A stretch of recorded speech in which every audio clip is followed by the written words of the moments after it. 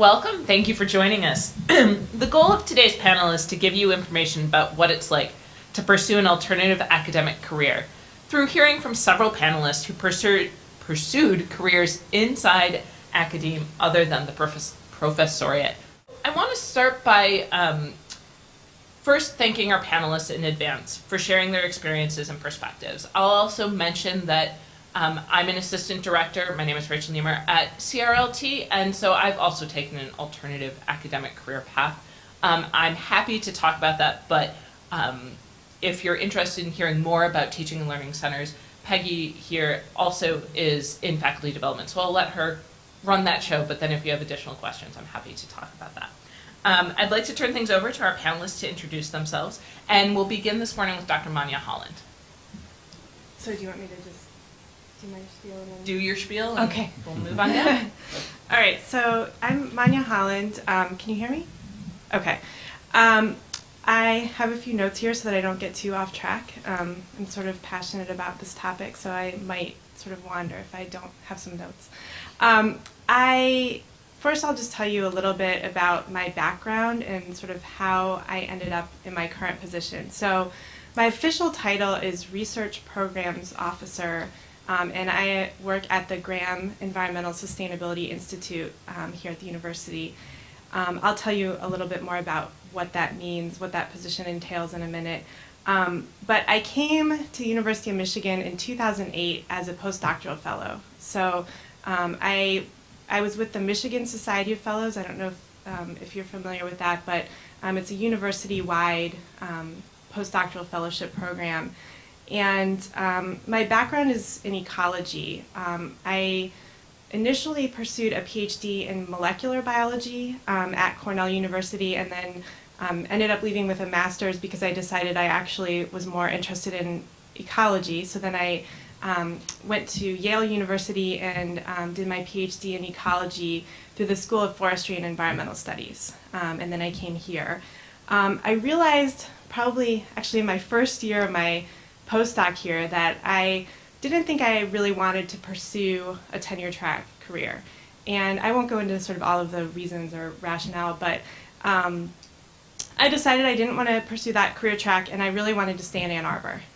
And then I realized that, or I started feeling like I had very limited options, and I really wasn't sure, what I was qualified to do at that point. I sort of lost all track of what other options existed, and I'll talk a little bit more about that in a minute. But when I sort of made this realization, I started trying to figure out, well, what now what? And the first thing I started doing was really just talking to as many people as possible.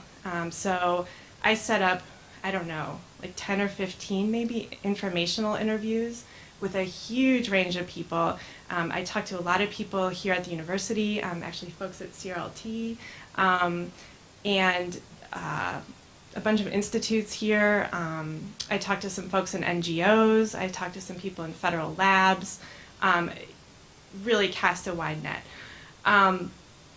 And actually, one of my informational interviews resulted in a job. And I don't know if that's typical. It's maybe not, maybe, I don't know, but I was really fortunate. So one of the questions that I asked every single person that I talked to was, who else should I talk to? What other folks can you recommend that I connect with? And so through one of those conversations, somebody recommended that I speak with the director of the Graham Institute. And I was a little intimidated, but I thought, okay, what do I have to lose? I'll just, try to make an appointment and see if he'll talk to me. And he did, and they were not looking to hire anyone at that time. But when I talked about my interests, it turned out that the match was almost perfect. They were looking for somebody who, basically did exactly what I was doing or was interested in the exact things that I was interested in. And so from there, a few weeks later, actually, they ended up creating a position for me. And this was, I think, in the second year of my fellowship, and it was a 3-year fellowship. So I had to sort of figure out, well, what do I do now? I really want to finish this fellowship, but I also want this position. And I actually ended up working it out so that I was able to start working with the Graham Institute toward the end of my fellowship, but also finish out my fellowship, and just turned that into part of my fellowship, which was totally non-traditional. And I should mention that in the Society of Fellows, I think 99% of the people go on to tenure-track academic careers at prestigious universities. And this program's been around for like 50 years. So I, was definitely the oddball in this program, right? But it worked out really well. And what I actually ended up doing was proposing, I don't know if you're familiar with the LS&A theme semesters, but I proposed a theme semester on water. And I was really passionate about this, and actually ended up, the proposal was accepted, and I spent a lot of my last year in the fellowship program running this water theme semester, co-chairing it. So that worked out really well because it also was very much something that connected with the mission of the Graham Institute. So it just sort of worked out that this all could be brought together. So what is my job? So again, my title is Research Programs Officer, but that's pretty misleading. I guess the best way to describe what I do is I get called a utility player, for better or worse, which means that I do a lot of different things, and I wear a lot of different hats. And for the most part, I actually really enjoy that. The Graham Institute has grown hugely since I joined. So a few years ago, I think there were about 8 staff members when I joined, and we're now over 20. So a lot of new programs have formed since I joined the Institute, and I've gotten to be involved in sort of building up and helping to build up strategy and develop a lot of these programs. So for example, we just, a new water center just formed within the Graham Institute, and that received about $9 million in funding. And so I've been helping to determine sort of how we're going to basically give away about $6 or $7 million to help restore the Great Lakes and promote Great Lakes restoration science. And so that's been really exciting. It's been a lot of fun. It's really nice to be on the other side of funding, not writing the grants, but actually helping to give away funds. I've really enjoyed that. So let's see, what else? I also do some teaching. So through the Graham Institute, we have an undergraduate program for undergrads that are interested in sustainability. So it's a certificate program. And so each year I co-teach a seminar on sustainability for those scholars. And so I still get to do some teaching, and that's a lot of fun.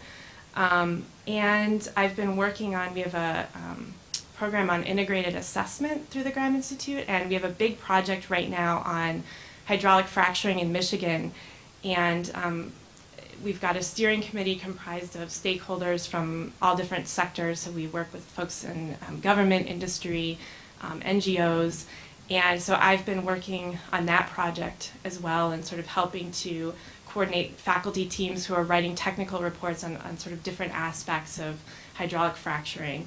I do a lot of writing, and we're also starting a new postdoc program right now, actually. So I've been helping to design and sort of figure out how to run that program, including how to run the application process, sort of developing criteria for what sorts of postdocs we want to fund, helping to run the review process, so sort of the whole gamut there.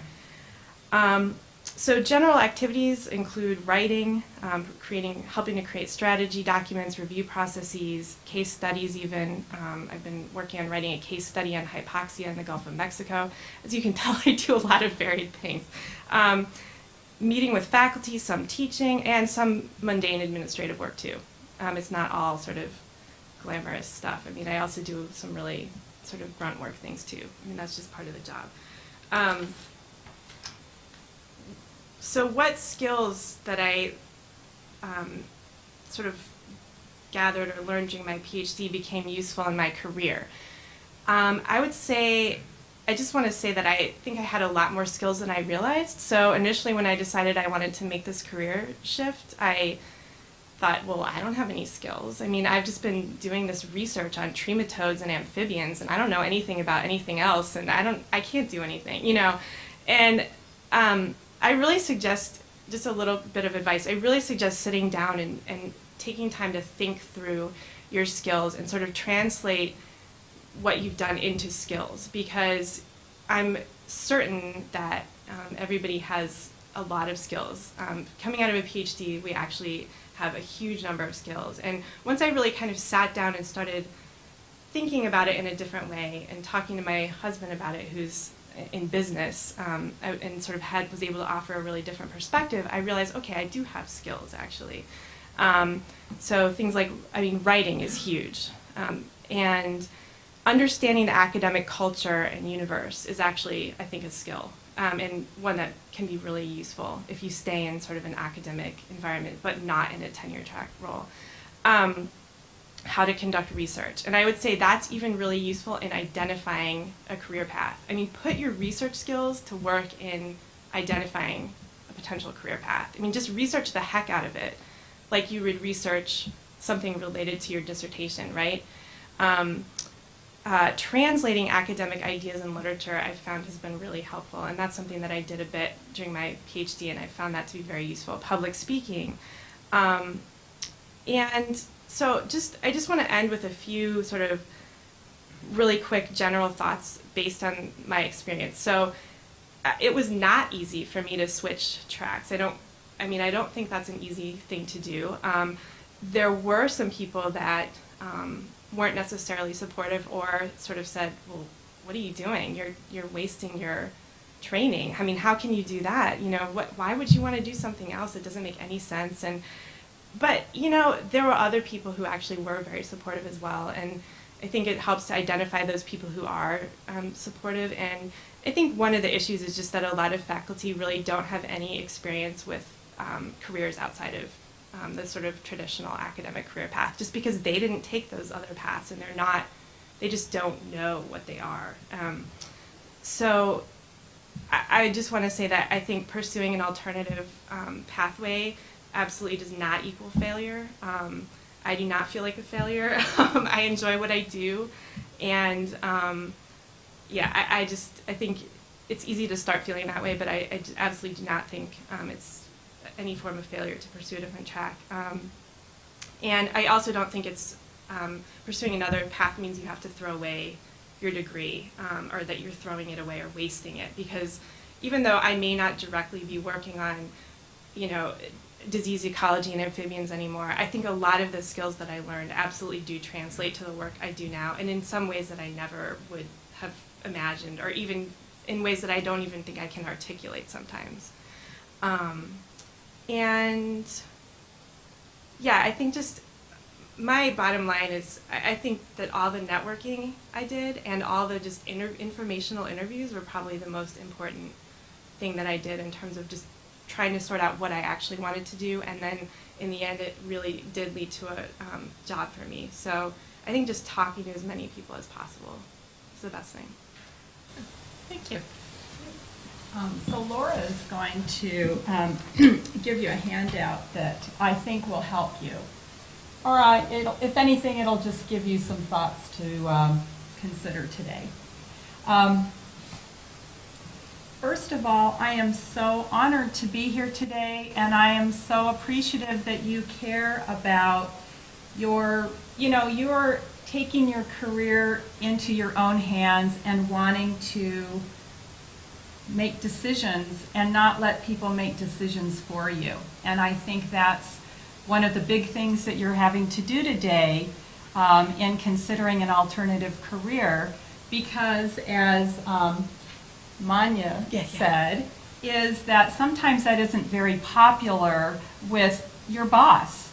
And you probably have a boss, whether it's somebody that's paying you or somebody that is your advisor. They have sort of that boss role. And so don't be afraid of that. And I want to start off with the quote here from Joseph Campbell that says, "If you follow your bliss, you put yourself in a kind of track that has been there all the while waiting for you.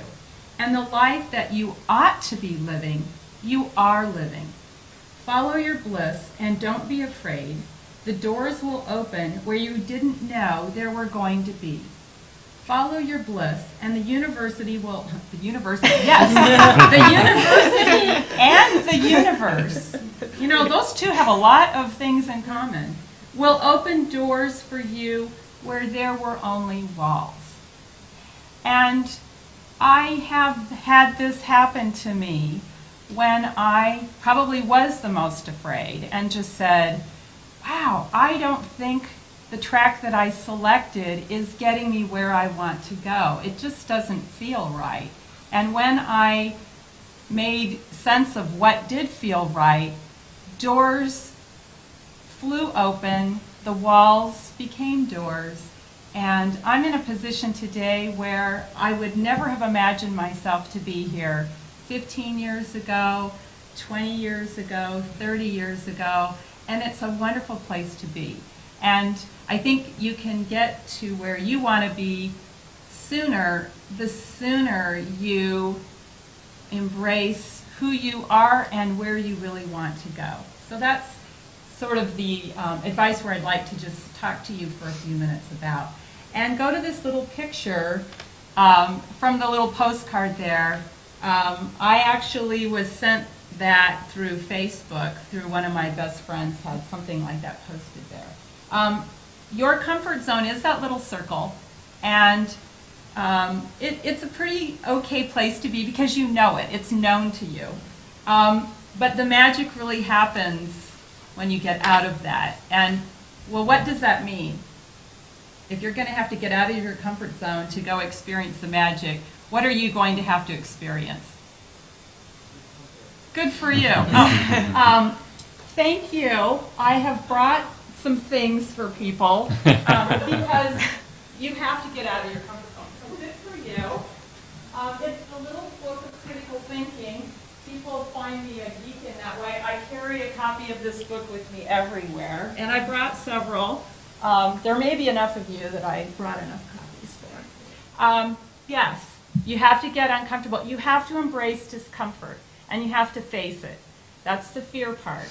And when you do face it, you're going to find that is not so bad at all, because great things happen, the magic does happen, when you get out of your comfort zone. I am an interim director of the Faculty Development Center, and sometimes I want to say interim in a very small voice, because interim, the perception of that is non-permanent. But I helped to make that position for myself, and that is sort of the story of how I got where I am. But before I tell you that story, let me tell you what I do and why I very much enjoy my job. The director of a faculty development center, first of all, the word faculty does not mean just tenure-track faculty. It just refers to anyone that is in any kind of instructor role. And so it could be a student support staff in student affairs that's working with students. So somebody in housing, or even in Greek life or campus life. It is full-time tenure-track faculty, people who are pursuing tenure-track. It's faculty who have been around for 40 years. At Eastern, we have some faculty that have been teaching for 44 years. It is part-time lectures, and it's full-time lectures, and it can be administration. And we have over 2,000 people, and I am the only full-time person in my office. I have graduate assistants, and I have a part-time person. So it's a very small office doing a very big job. And what is our job? It is to pull the potential out of each and every one of those people. And for some people, they might need a webinar. Some of those people might need a workshop to learn some new technology. Some people might want one-on-one consultation, as if I'm a life coach, because I have to play that role sometimes. Sometimes I'm a shoulder to cry on. I'm just someone to celebrate an award that they just got.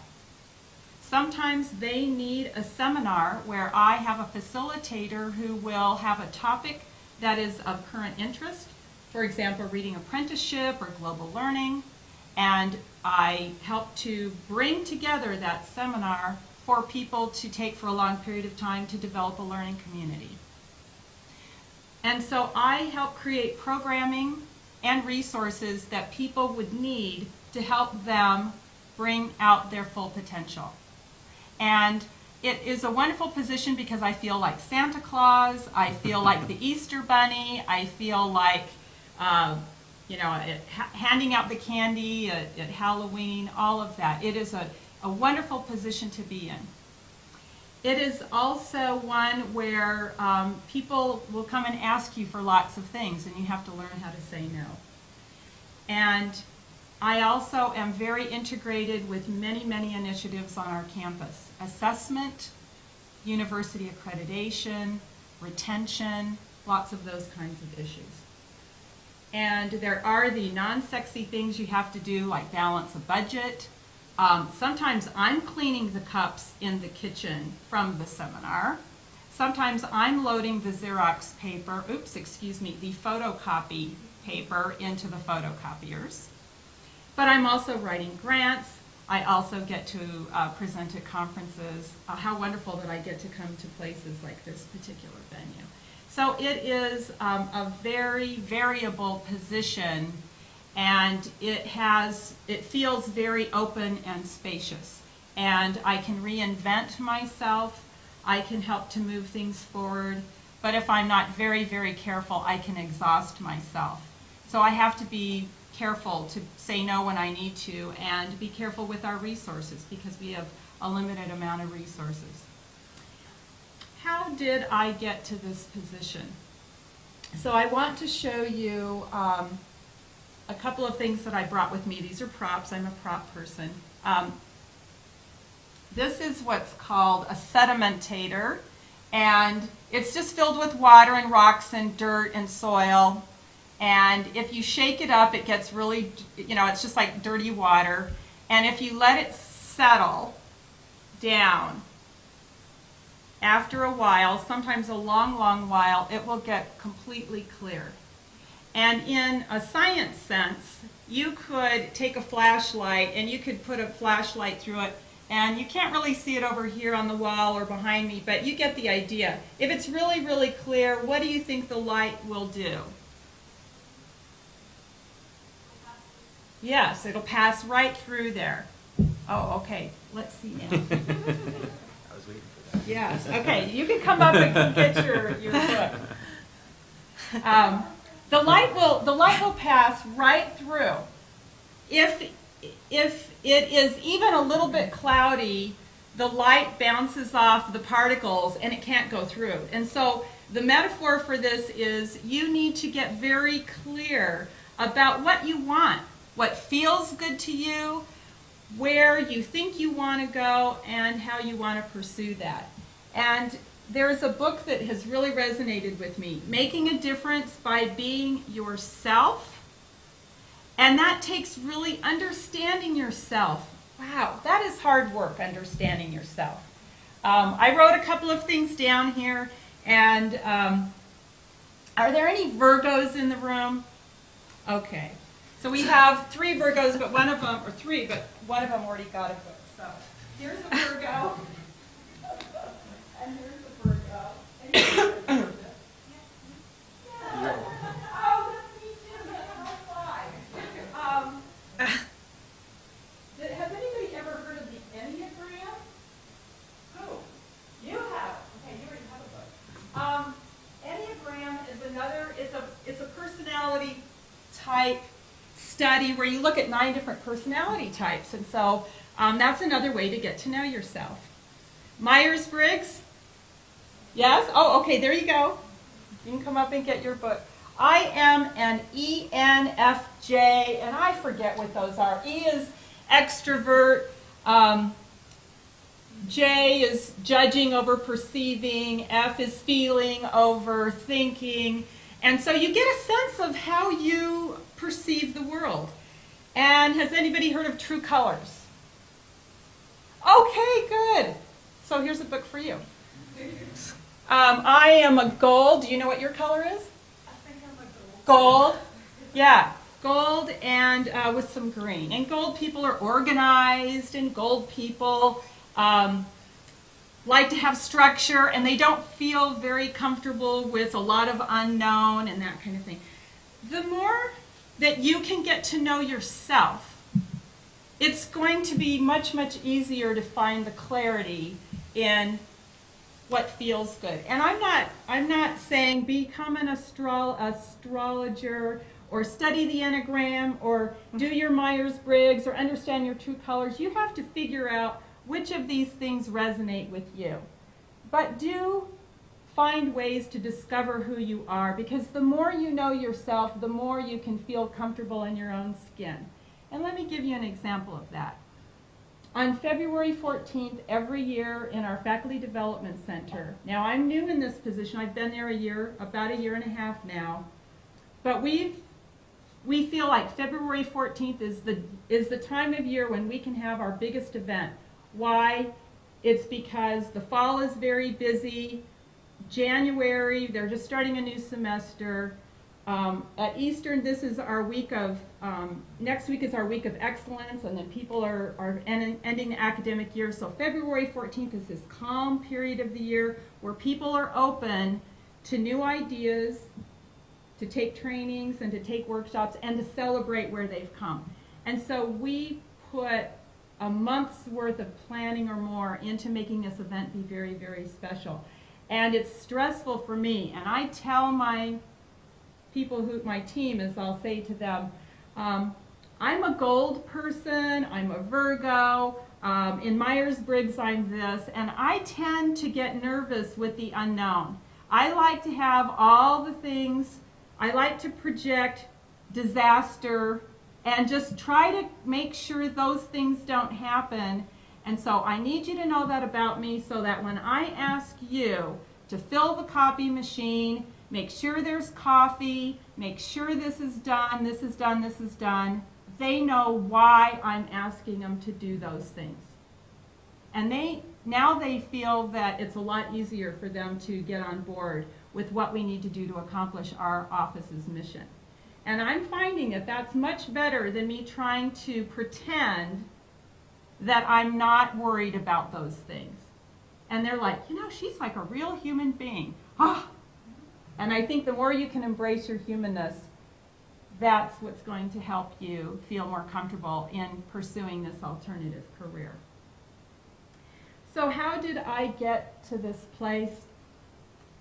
My undergraduate is in biology, my minor is in chemistry, and my father was an educational psychologist, and he said, you like to do things with kids. I used to babysit, worked in a summer camp. He said, maybe you want to just get a teaching certificate on the side, just in case. When I graduated, I looked for jobs in biology. Now, this is in Arizona. I grew up in the West. There weren't any jobs in Flagstaff, Arizona in biology at the time I was looking. I applied for lots of things. There weren't a lot to apply for, but I applied for a teaching position and moved to this little teeny tiny town, Elko, Nevada. It's the fourth largest town in Nevada, and it's 10,000 people. Fourth largest city in Nevada. And grocery shopping is 250 miles away to Salt Lake City, Boise, or Reno. It's just in the middle of nowhere. And I was a high school teacher there, did that for 3 years, worked in a gold mine for a while, but wanted to go on to graduate school. Is there gold in there? There might be gold in there. Yeah, microscopic gold. And in Reno, so I started a graduate program in Reno, Nevada in cellular molecular biology. And so that's what I've got my PhD in. And that is a traditional scientific role. And at the time I did want to pursue some teaching because I enjoyed teaching high school. And I had a research assistantship. There was no emphasis and there was discouragement to teach, to do any teaching. I wasn't paid to do that. But my dissertation advisor did let me teach a microbiology class at a nearby community college, and I just loved that. Went on to a postdoc at the University of Wisconsin in Madison. And again, that was a traditional postdoc. And at that time, it became very obvious to me I love science. I love to do lab work, but it isn't feeling completely fulfilling. And so there was a body on campus that were a collective of postdocs, undergraduates, and professors that were very interested in biology education, and they formed the Center for Biology Education at UMadison. And that was my saving group of people. Just like you talked about, you need to network and be with people that are supportive of what you want to do in your alternative career. And it was at that time that I realized I really don't want to become a research scientist. I would prefer to be involved in science education at some point. And so we knew we were going to be moving to the Ann Arbor area. My husband at the time was doing a postdoc at Park Davis, which you know is now not even here anymore as Pfizer. And that brought us to the Ann Arbor area, and I said, I'm not going to look for an academic career as a scientist. And that's when the doors flew open for me. I interviewed for positions at community colleges to teach, and Washtenaw Community College said, we don't have something for you. We think you'd be a great teacher for us, but we don't have a course for you to teach right now. But Eastern does. The director got on the phone, called Eastern up and said, there's somebody here that could teach microbiology. I'll send them over. I go over there. They interview me to just teach for one course for the summer, microbiology. They said, yes, we'd like you to do that. So they hired me to do that. I had to give them my CV and my teaching philosophy and so on. I gave them my materials and they looked them over, and the secretary goes, she has all the qualifications of a position we've been trying to fill for 2 years in science education. They opened up the position, they researched, they opened up the search again, I applied for it, and that's what brought me to my position at Eastern. Hired as a science educator to teach biology methods for future biology teachers, K through 12. And I did that for 12 years. And I've loved every minute of working with those students. That was a perfect fit for me, not as a research scientist in biology, but as a biology educator, but working in the same department with my biology colleagues. They often didn't know what I did. They didn't understand my position all that well. And that led me to understanding accreditation and assessment. And after 12 years, they needed people to work with more assessment at the university level. And there was an internship in the provost's office, and I took that. And I was a faculty member just doing an internship in the provost's office working with assessment. And they needed an assessment director, so they created the position. And I applied and was the interim director of assessment, and that became then they wanted to do a search for a full director, permanent director. I applied for that and got that full director position for academic assessment. And I did that for 3 years. And Eastern was ready to do some restructuring on how they did institutional accreditation and assessment. And I came back from a meeting on assessment, and I told my boss, who was the associate provost, and he said, well, what did you learn at your conference? And I said, well, they said, if you're going to put any money into assessment, you better do it through professional development and not through a director of academic assessment.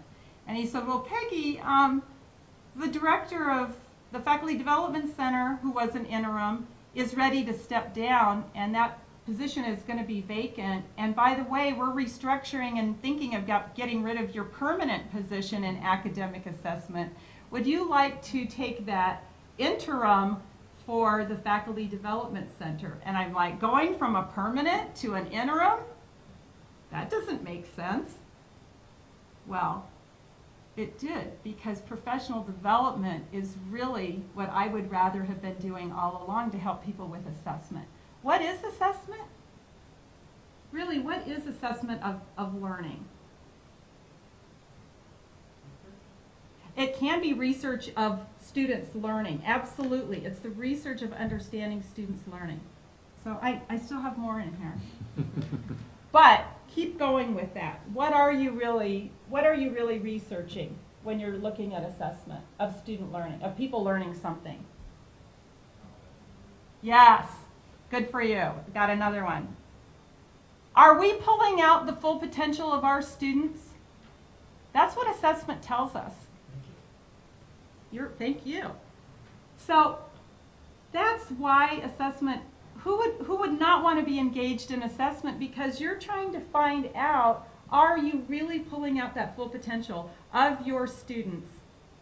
And that's what I get to do in professional development of faculty, is help them understand that they need to help pull out the full potential out of their students, just like I'm trying to help pull out the full potential of them as an instructor at our university. And so this position has allowed me to understand all programs, departments, colleges on our campus. So the skill sets that I've been able to learn while I've been in these kind of intermediate positions until this current one. And so that's one thing I would recommend to you, is learn, study, learn as much as you can about the unit where you are associated with. Don't just put the blinders on and go, I come in and work in this research lab, or I'm in this office, or I'm doing this thing. Try to understand the structure of it. Try to understand how decisions are made. Try to understand as much as you can about the roles that different people play. I like to take classes. I sit in on professors' classes of information that I haven't ever had before. I'm in a management position. I'm in a leadership position. I don't know, they don't give us formal training in that when you get into that role. So I've sat through 2 doctoral courses on organizational leadership and organizational politics. And that's helped me really understand the workings of an institution and how decisions are made. I'm interested in philosophy. I've been sitting through 2 philosophy classes on the philosophy of science and the philosophy of life science. I do that for fun, but that philosophical understanding is so different than where I came from, a traditional research position. I'm currently taking a MOOC. Who knows what a MOOC is? You do, you. Oh yeah, here's another person that doesn't know. What is a MOOC? Yes, but what's the M part for? Okay, yeah. Massive. 50,000 people are in this MOOC. It's through Vanderbilt. I know, and U of M has several MOOCs too. And this is on organizational innovation and change, because I'm very interested in organizational change. How can we help our institution learn about itself and change the culture in places where they need to change? For example, how do you help people who want alternative careers, so that you're not just trying to show them that this is the traditional path? And so the role that I'm in now allows me to be a change agent. That feels really, really good. And I really have no power whatsoever. I just have this tiny sphere of influence, but one person can make a huge difference in just being a model for other people, for just caring for other people. And I'm going to just leave you with this last part here is, I had an opportunity to give a TED Talk. That's this URL link down here. We had a TEDx EMU. Today at Eastern we're having TEDx EMU again. And TED, all right, I even think I have another one of these, is, okay, TED Talk. What is a TED Talk? Why is a TED Talk different?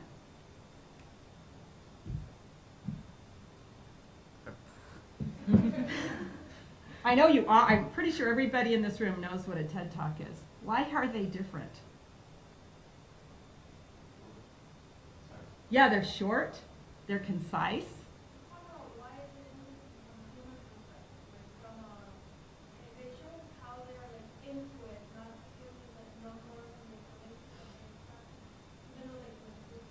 Right.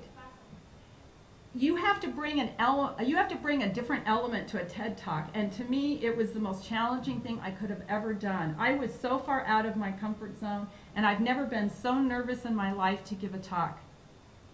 And my talk was called Teaching and Mentoring with Heart. It's Okay to Be Human. And if you're interested in looking at that, here's the link, or you can just do a search through YouTube or through TEDx EMU. But it really gets at when you are willing to be connected to people in a meaningful way, to be human, and that means embrace all of your faults, but embrace your ability to feel and to have the intuition to know where you want to go, to take the time to be clear, and to just have passion and want to do something important. That's when doors will open for you. That's when people will be there to support you wherever you want to go. And that's what I hope to inspire you with today. And I have some more books, so I'm sure we'll have, well, actually, for my guests here.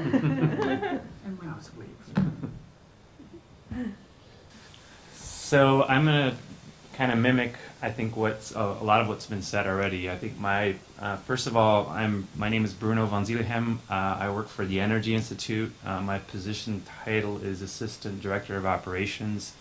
That also means I'm a utility player. I do a lot of different things. I help with proposal writing. I get to hand out money to certain people. I get to organize events. I get to pick the carpet in the new building that we're building. Just pretty much anything. So it's a very similar position as the Graham Institute. It's a very similar institute, or maybe a little bit smaller. So I think the position itself is very similar. I think that's been mimicked by all people here. Once you end up in these alternative paths, you don't end up being in a lab and doing just one thing. We do a lot of everything. So that's very similar. How did I get to that point? I started out in a lab that had about 30 to 40 graduate students, so a big operation. And for me, it was never, I'm going to be a faculty member. I came in and I saw about a third of people went to industry, about a third became faculty members, and a third kind of wandered in between all those things. Some did startups, some ended up going to national labs, some went home and ran their family business. So it was a pretty wide range of people that were in my lab, and I just kind of wandered through that and fell into something and stayed at the university. I threatened to leave. I had a job offer to go to industry, and my advisor at the time said, well, I really need somebody to do utility player stuff.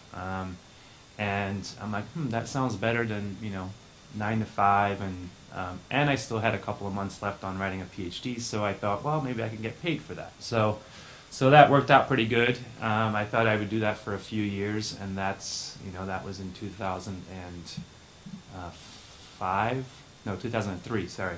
So I've been doing it for a long time. I went from that job that was very much focused on one very large research activity, where I was the guy trying to put together big proposals, kind of nagging people for their progress reports, talking to industry about what we're doing.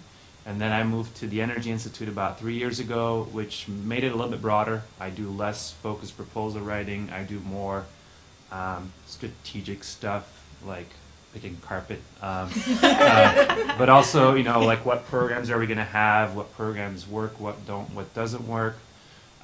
Who should pay for this? How can we get other people to pay for this? Things like that.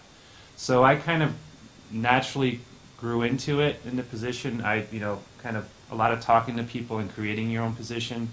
The nice thing is not just when you start and create the position, but as you go along at the university, I think you have a lot of liberty to basically create your own job.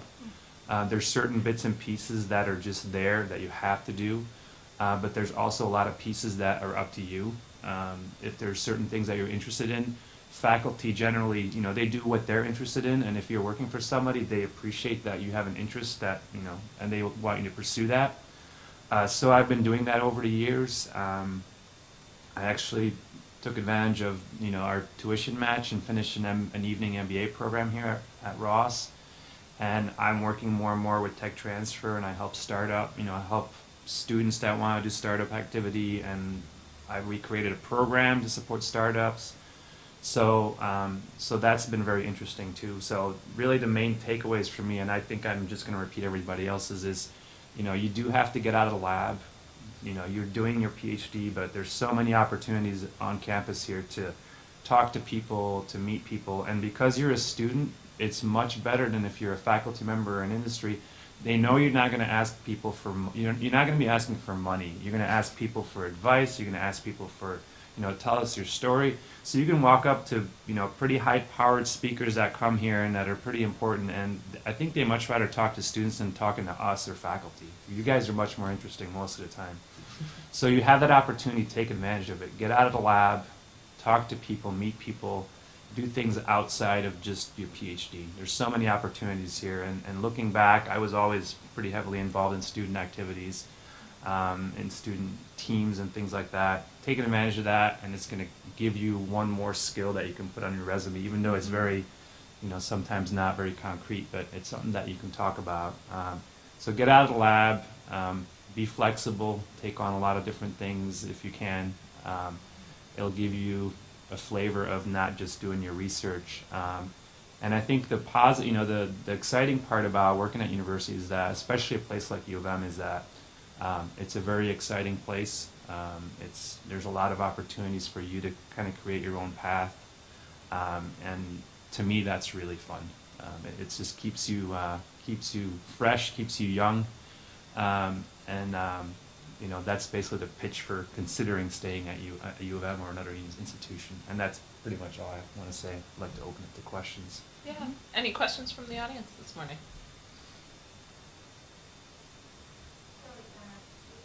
Networking and setting up these like informational interviews were really useful. How do you go about when you're doing that, setting up an informational interview rather than just like applying to jobs? Like, how do you kind of get into just find out about what's out there? So let me repeat the question for everyone. So the question is, how do you go about setting up these informational interviews and starting this networking process when, for many of you, your life probably revolves around your lab, maybe your program or your discipline? How do you get the opportunity to explore what the alternatives are?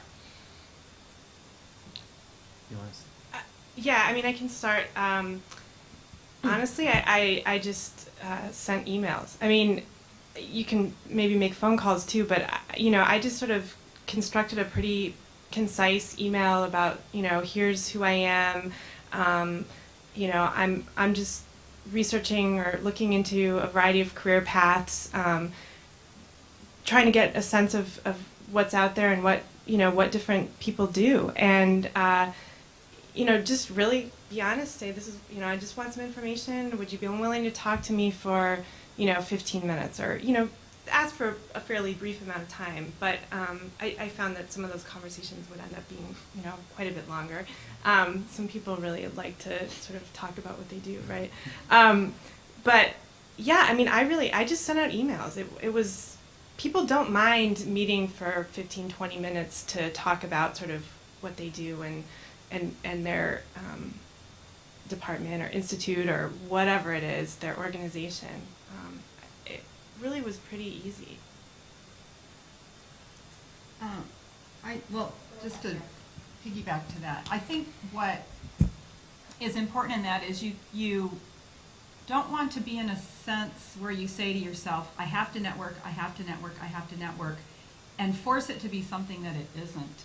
Because the recipient on that end, they're very, very busy people, and some people can kind of sniff out, what does this person really want out of me? And that's what you were saying, is be completely honest with them. So maybe the place to start with networking is to start with people who just do interesting things, that you're reading a literature review and you really like the research that they're doing, or they're in an office that they've just got, you get announcements all over campus. This group just got this grant. These people have some kind of press release to talk about some global thing that they're doing, or they just came back from someplace in some country. Whatever interests you, go with that, and then think about, that could be something I would just want to know more about that program. Then go talk to them, because then they know you are genuinely, sincerely interested. And that's what people want, is the sincerity of why you want to go talk to them. So make sure you're in touch with that. Yeah, and I definitely would not go in sort of with the, suggesting that you want a job, or that it's you're trying to find a job. I mean, I don't think that goes very well. I mean, Right. I did end up sort of getting a job out of one of these conversations, but it was just a conversation. And, it started out just as a conversation, and it really wasn't about, I didn't even go into it thinking, well, I definitely want a job with this institute. You know, that wasn't sort of the premise. Mhm. So Right. I think that's a dangerous premise. Mhm. Yeah. Yeah, I would. I mean, for me, a lot of connections happen just by going. You know, you see a group that's doing interesting research. You know, they all have events. Everybody wants to have more events. There's so many events on campus. It's unbelievable. Go out there and try to introduce yourself to people and follow up. Get a business card. Send an email saying, "Hey, it was nice to meet you." LinkedIn. You know, create your network, and it might not happen right away, but when you at some point see a job somewhere, you do a little bit of research and you'll find somebody that actually worked with that person or works with that person, and then you send a note and say, "Hey, I see you're connected that way. Can I talk to you? You know, I'd like to just know more about the organization." Just never make it about, you know, there's this job, but you have to get out there, talk to people, introduce yourself, and follow up. Just make one follow-up and say, "Hey, you know, do you want to go have a cup of coffee somewhere and talk about what you're doing?" And make it very low, kind of a low barrier for people to say yes to that. So, and LinkedIn is not good for finding a job, but LinkedIn is good for working on your network that way. Put together a decent profile that says what you're doing, and just connect with people that don't randomly do it, but just connect with people that you've met, talked to, and follow up. Yeah, I mean, I think the best thing is that you develop this network before you're actually looking for a Yep. job, because then people also kind of know you and what your interests are, and you actually may find that people end up coming to you when they see something that might be a really good fit. So Nowadays, with job applications being online, they get, you know, from some positions we had one position that we had 300 applicants. So you're gonna filter down to the 10 people that somehow somebody knew through some sort of random way. You know, they babysat the children's dog's friend's mother, and you know, it's sometimes very random, but sadly enough, it's gotten to the point where, you know, it's just almost always that way. Okay, great. And then one up here. oh, you got it. I'm wondering about what types of institutions you think have these careers. Is it mostly limited to R1 types institutions, or is it pretty versatile? Well, since I come from a non-R1,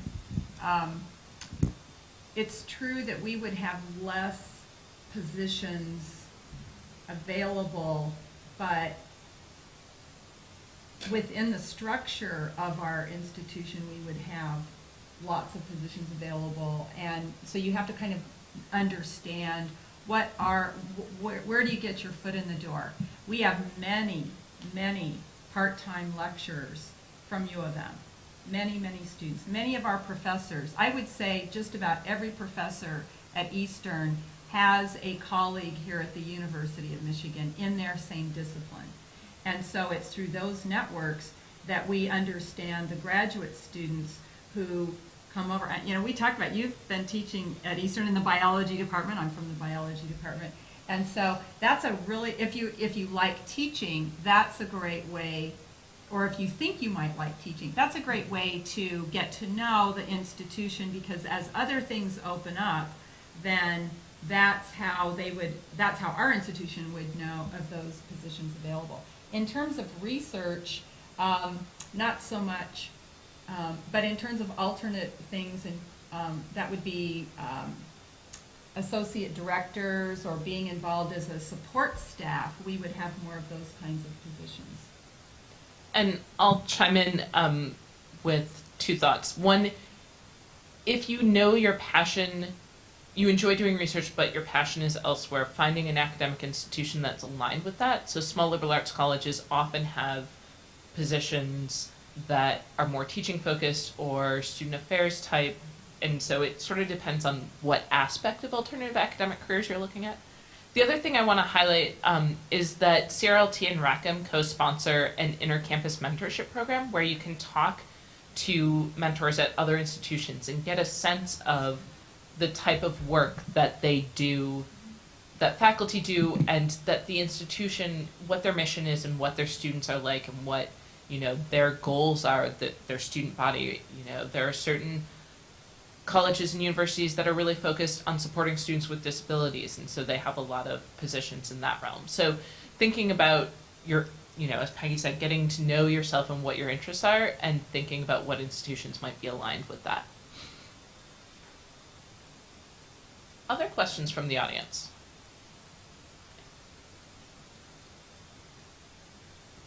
Thanks. My question is about how to create your own position or how to know when it's a good idea to sort of ask about that.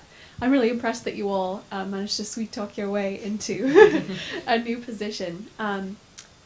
So I guess my question is, how much did you have to persuade or sort of show that that would be a good position to have, or how much were they already interested in that? I feel like it's kind of like dating. If you try too hard, it just does not go well at all. That's not to say that you shouldn't try hard, but I feel like for me, and we were just talking about this actually before the panel, it's almost like if you just present sort of who you are and what your interests are, and I think it almost just sort of will happen. I mean, I think it's something you really can't force. It's magic. It's, Yeah. It's the mystery of the world, and So- you have to just believe something comes out of it. Yeah, I mean, I think you don't. So you don't try to persuade someone. I mean, so at least for me, I don't know. When I was talking to Don, the director of the Graham Institute, I mean, I don't feel like I was trying to persuade him that he should hire me. It was more sort of just here's what I'm interested in, and it just happened that it was a great fit with sort of the institute and what they needed. And so I think that's where just talking to a lot of people becomes important, right? But I don't think it's so much persuading. I don't know. Both my positions actually existed when I got them, but they were very different. So both places, the person had left or retired, and when I came in, the positions changed. And that was basically like, well, what are you interested in doing? And but I agree. I think some of these positions do pop up around campus that I think people realize that there's a need, but they're just on a threshold of actually posting something. They can't really visualize it until they can see a person in it, and that's often what happens. And it's you really can't. I think that's a very fine line between being too pushy and not being pushy at all. But I think if you just, you tell people about your skill set, and they'll think about some connection will happen, or you make the connection saying, well, that ties into that program that you're doing. Mm-hmm. And I think that's kind of the very subtle way of planting the seed in their head. I think there's sort of an order of how to answer that question, or how it can happen. And the first thing is, when you discover what you're good at, what you like, what feels and resonates well with you, you sort of have this dream of where you fit in to something beyond you as a person. And for me, I've always cared a lot about the environment, and always felt like biology was a way for me to understand my living world, but also to try to do something to kind of keep it a nice world. And I've also been very interested in people, and I've been interested in how people learn. And every job, every place that's taken me where I've gone, I first knew that before I knew what job was going to come next. And so when I talk to people and they go, and you find yourself in a laboratory, or you find yourself in a classroom, you have moments where you can talk to people about what you care about. So you can say to them, if it has to do with teaching and you're in a teaching role, you can say, I am so excited about when you can help somebody work through a misconception. That's so gratifying as a teacher, whether you're a lecturer or a TA, or even if you're a mentor. Many of you, if you're in a laboratory situation and you're a mentor for someone else in the laboratory that you're helping to train to understand that skill. If that feels good to you, that interaction with that person, and you get a chance to talk to your boss about that, they may go, hey, so-and-so really likes doing that, and I see that they're really good doing for that. And then maybe a month later, they hear about this position and they're going to go, oh, I think I know the best person to fill that in. So it's what needs to happen first before what's going to happen second. And I think if you try to do it the other way around, you're going to have a catastrophe. And I think that's what everybody's kind of trying to say here is you have to just really know what you like doing really, really well, and what you want to do, and what makes you feel like you're on the right path, and that you do make a difference. I think everybody wants to feel that the work that they do makes a difference. And so when you get to that place, I think that's where these opportunities are going to open, and you can't even conceive of where these opportunities are going to come from. That's the fear part of being afraid of saying, I have no control over what's going to happen next. And you have to just let that go and just say, but I know something is going to happen. I know something will turn up.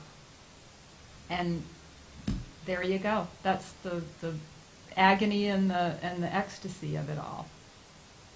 But there's also a lot of positions that just get posted too, so don't just think that because we sweet-talked our way into... Yeah, that's right. There's also, universities do hire people more deliberately than that. Yeah, me too.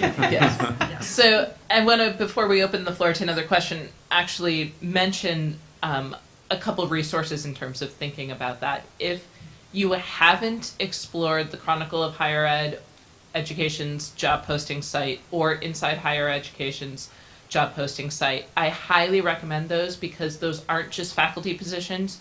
Universities frequently post their staff positions, lecturer positions, the entire range of, sometimes you'll see positions for nurses if it's, at an institution that has a hospital. Those are two great resources for finding positions if you want to stay within academia, but don't know exactly what you want to do. You see job descriptions for other types of jobs.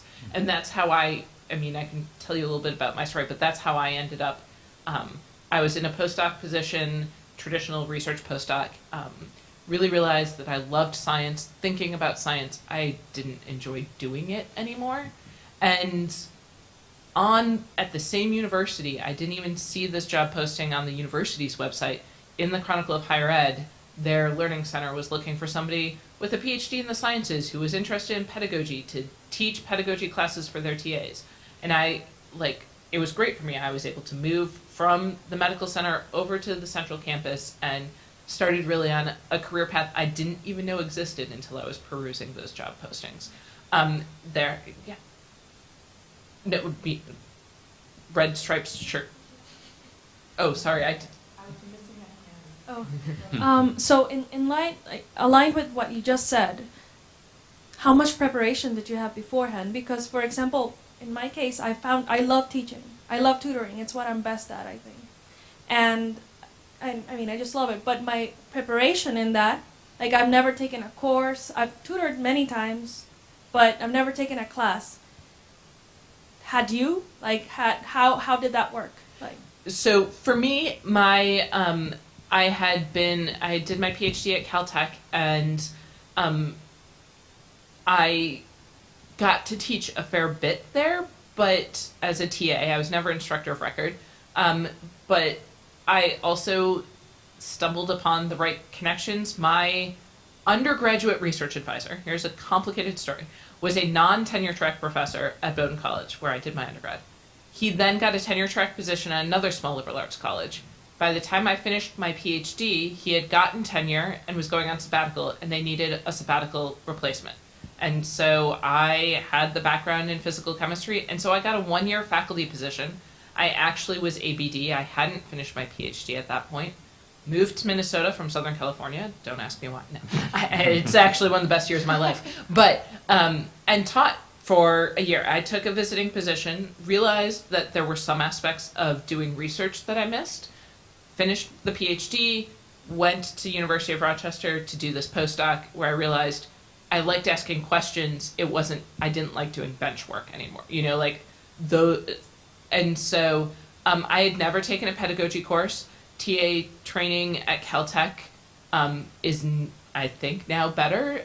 They just opened a teaching center, but I mean, literally we had don't date your students and, make sure you talk to your faculty advisor. Like, it was tiny compared to what University of Michigan offers. So, and a lot of people that you're competing with on the job market haven't had significant training.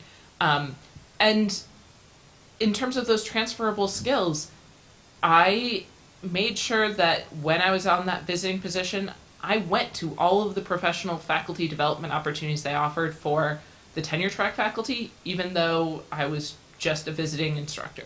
And I sought out those opportunities, read books. James Lang has a book on his first year as a tenure track faculty member, and I learned as much as I could about how people learn because I was interested in that, and that was my passion.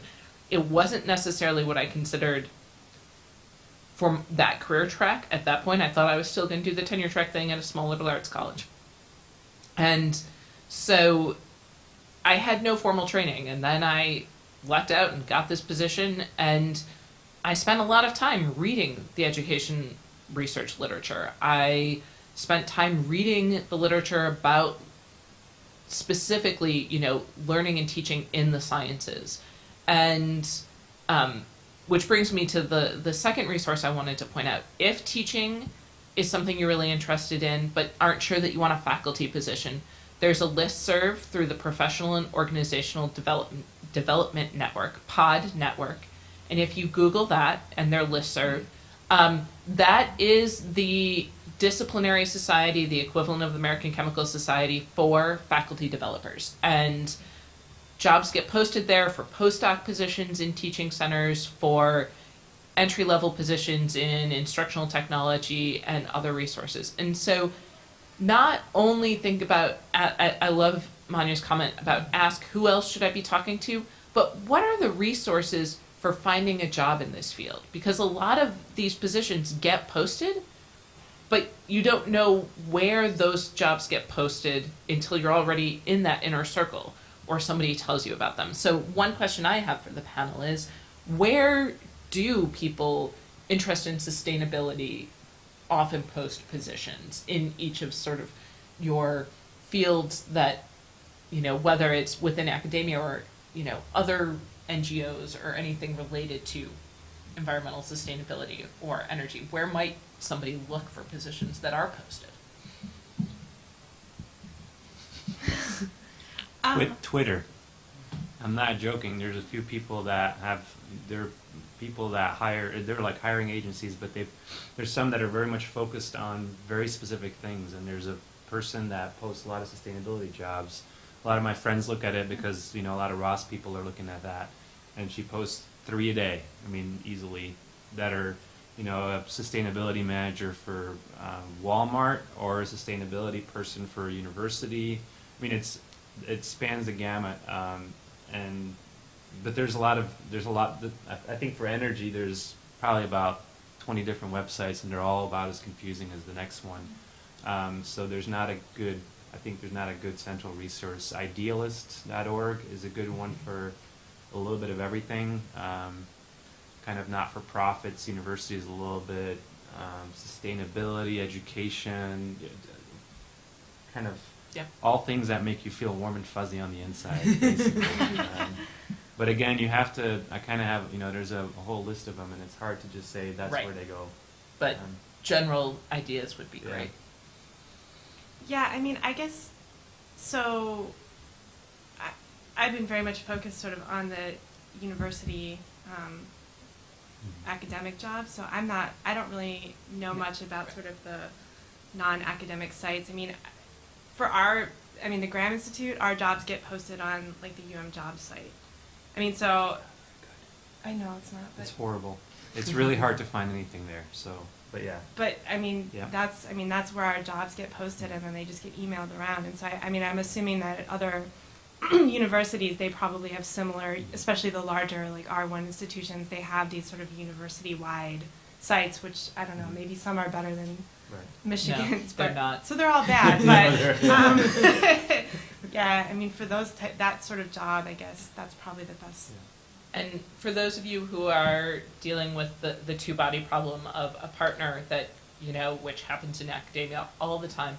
I mean, when I was in Rochester, I knew what all of the tiny schools were, all of the larger schools, and on a weekly, on a bad week in my postdoc, perhaps hourly basis, I was perusing, like, the job sites for each of those universities and, looking around, just keeping up with what kind of needs each of those schools had, because at that time we thought we were going to stay in Rochester.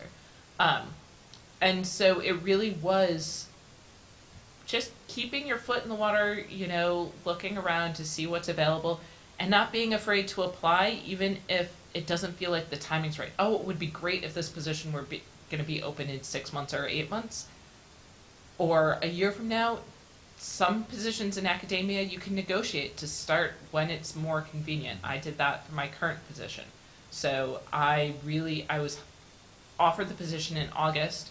I'd initially said I thought I could move from upstate New York to Ann Arbor in about 2 months and come in October. And then I was like, what was I thinking? And so, I negotiated and I finished off the term at University of Rochester, finished my teaching there, and then came in January. And that, I didn't negotiate salary, I negotiated start date. So don't be afraid to apply for something that looks like it would be your dream job if some of the logistics aren't quite right.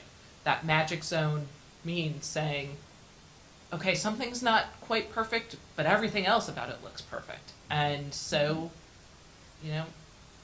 toss your hat into the ring. Maybe a stepping stone. Maybe what you have to think about is what you were just saying is it doesn't hurt to apply just to go through that application process, that interview process for practice. And it may be that without you maybe knowing all the strategic steps it might take, it may take a couple of steps, a couple of jobs to get to where you really want to be, but that next job is going to give you that skill set that's going to help you get that next job. And you may not know that at the time, and that's why I think it's important that you're following what everybody has been saying here, is to just get yourself out there, be willing to experiment. And there are some false senses of permanency. And what I mean by that is sort of going back to this idea of, I was in an academic position as director of academic assessment. That was a permanent position. The position I'm in now is an interim, but there is more permanence in the position I have now than the position I had before because of the way a university can restructure. So think about nonprofit. That there may be some other areas that you may not have even considered, such as nonprofit agencies may have your counterpart in their particular business, and they would be looking for someone just like you, but you might go, well, that doesn't feel permanent because nonprofit is, maybe they're coming and going, but consider taking some of those. They may be risky, but that may be exactly that skill that you're going to need, that next person is going to want. So we actually have to wrap up now. I want to thank our panelists.